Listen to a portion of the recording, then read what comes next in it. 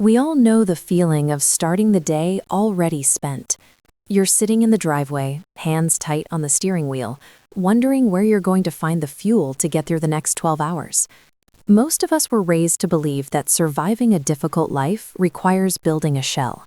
We learn to tighten our jaws, narrow our eyes, and simply force our way through the day. But keeping yourself that tight is an expensive way to live. Like holding a heavy weight at arm's length, the sheer friction of maintaining that tension leaves you running on fumes before you've even arrived at work.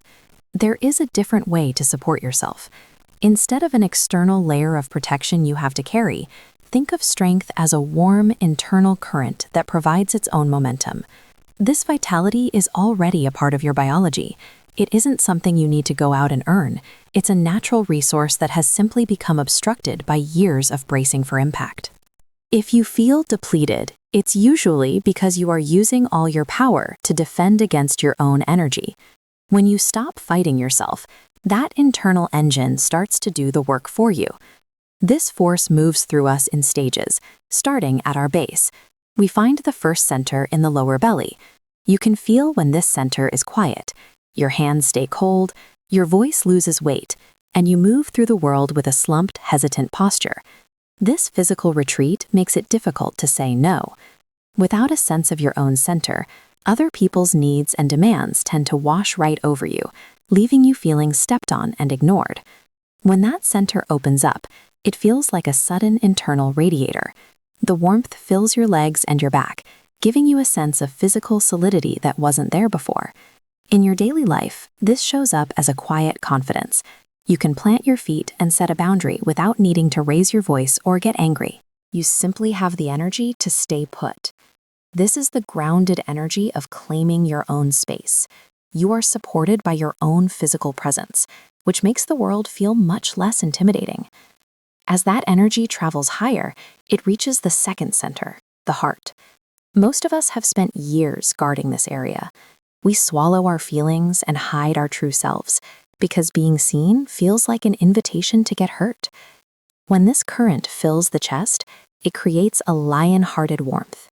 It gives you the stamina to be honest about what you're experiencing, even when it feels safer to stay hidden. Being brave doesn't mean the fear disappears. It means you have enough internal warmth to keep moving forward while the fear is still there. It's the choice to take a breath, soften your shoulders, and tell someone you love exactly how much they've hurt you. This is the grit required to connect without the protection of a shell.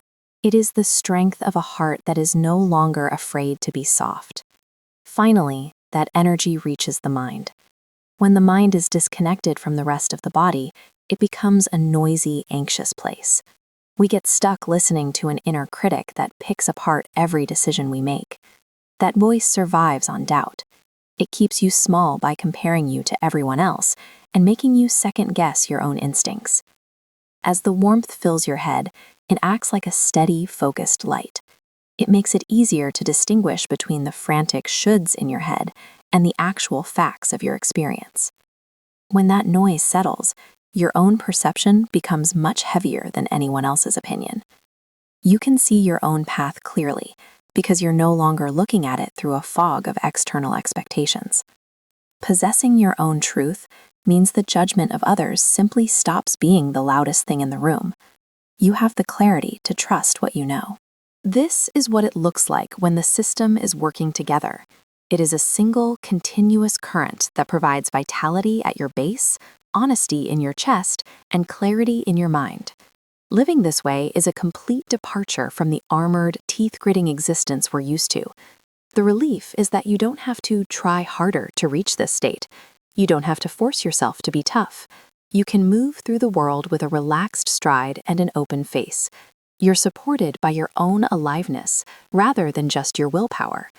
When we stop enforcing the myth of toughness and let our natural energy through, we stop fighting for survival and finally begin the work of being ourselves.